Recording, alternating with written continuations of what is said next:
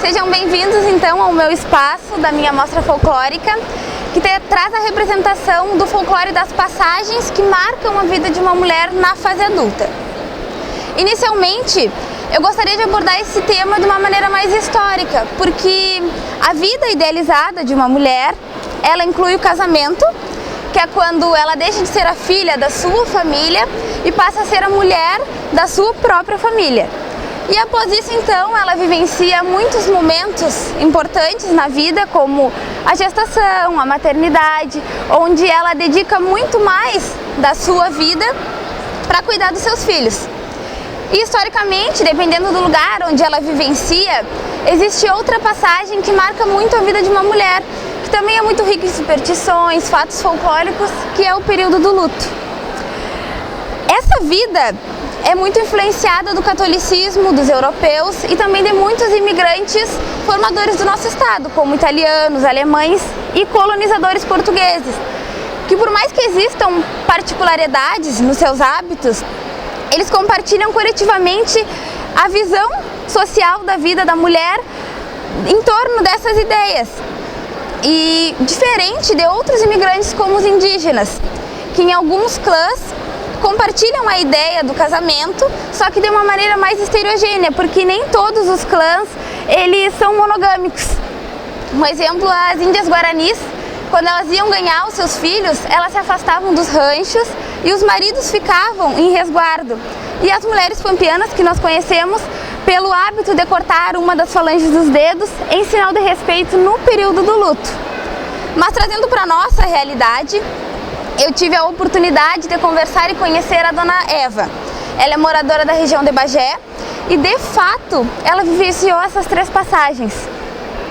A dona Eva, ela possui 80 anos, ela nasceu e foi criada em Bagé, ela cresceu em um rancho de Santa Fé de chão batido.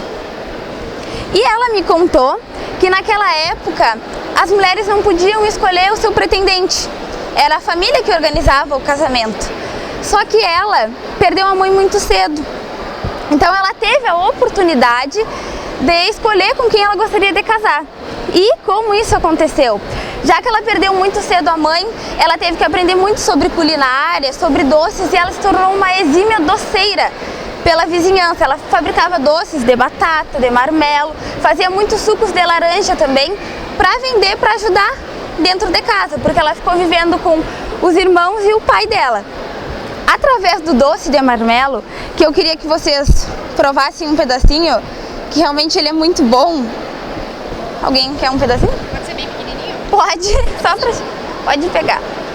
Através desse doce de marmelo que ela vendia, ela conheceu o seu Eugênio, que ele ia todos os dias lá comprar um doce. Muito esperto, né? Porque ele queria mesmo era ver a dona Eva. Então eles começaram a se conhecer, a conversar e resolveram casar. Ela preparou o casamento, ela preparou os enxovais, que muitas vezes eram bordados, as barrinhas, por elas mesmas. E ela me contou uma coisa que eu ainda acho muito legal, que no barrado do vestido dela, por dentro, ela bordou o nome das madrinhas que estavam solteiras, porque isso era uma superstição de que, logo vai vir o meu pretendente. Então, nos primeiros 6 meses, eles seguiram morando no rancho de Santa Fé, de chão batido. Mas o seu Eugênio era agricultor, então ele juntou um dinheiro para eles irem para a cidade, para ela não ter que ficar vendendo tanto doce só para a vizinhança, porque ela era conhecida como uma exímia doceira, como eu já falei. Indo para a cidade, eles então, nesses 6 meses, eles adotaram 2 filhos. Quando ela me contou dessa adoção, eu questionei muito, porque eu perguntei se ela podia gerar ou foi opção dela. Eles falaram que eles tinham muito interesse em adotar. Então eles adotaram 2 meninos. E só com 12 anos de casados, ela foi gerar a primeira filha. E foi a única filha gerada. Então ela me contou que foi um parto natural, porque naquela época não tinha cesárea. Foi num hospital, mas foi com parteiras.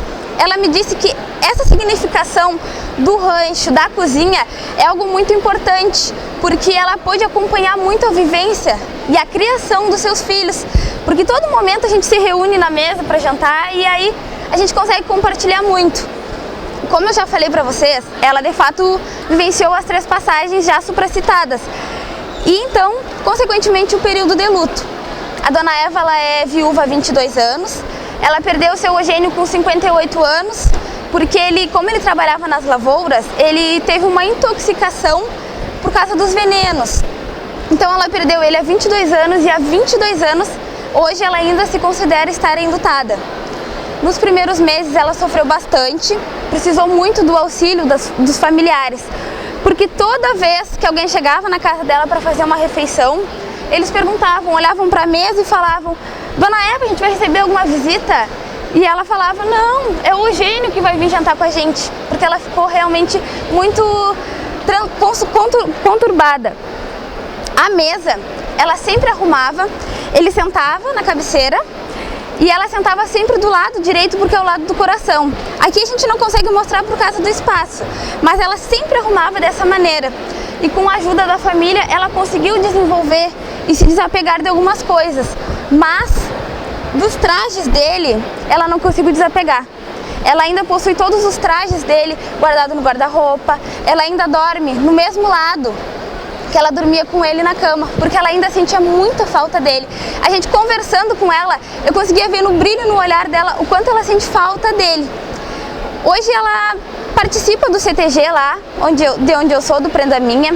Ela acompanha a neta dela. Inclusive, ela mesma fez esse doce, porque ela ainda vende doces de marmelo, doces de batata, para ajudar a neta dela no prendado. Mas a gente ainda encontra ela realmente enlutada. Nos primeiros meses, ela usava roupas todas pretas e véu preto rendado. Hoje, dentro do CTG, a gente consegue encontrar ela com camisas, saias pretas, camisa com um fuminho, que é um luto mais leve. Ou então, com tecidos mesclados, poá, ou xadrez, ou uma camisa branca, ou uma saia preta, mas sempre permanecendo com os trajes mais escuros. Ela sente muita falta dele e ela ficou muito feliz de trazer essa representação. Mas ela, conversando com ela, eu percebi que ela ainda é muito resguardada, ela ainda sente a falta, ela sempre fica triste num cantinho. Por isso que eu senti a necessidade de conversar com ela. Ela foi homenageada já no CTG, porque ela está sempre envolvida com a neta dela. Eu acredito que a mostra folclórica seja um dos principais trabalhos a ser realizado, porque através das conversas, dos nossos estudos, agregando isso, a gente consegue dar uma evolução na sociedade de maneira espontânea, porque o folclore é isso, ele sempre vai permanecer nas nossas vidas e a gente precisa passar para os nossos filhos, netos, para que ele siga sendo abrangente. A representação da minha mostra é isso. Eu espero que vocês tenham gostado. Eu me coloco à disposição para, se vocês quiserem perguntar alguma coisa. A minha pergunta é assim, de todos esses aspectos que a gente falou das fases da vida dela, qual deles assim nos traz assim como aquele que te chamou a atenção, como aquele que tu quis se aprofundar mais, qual deles?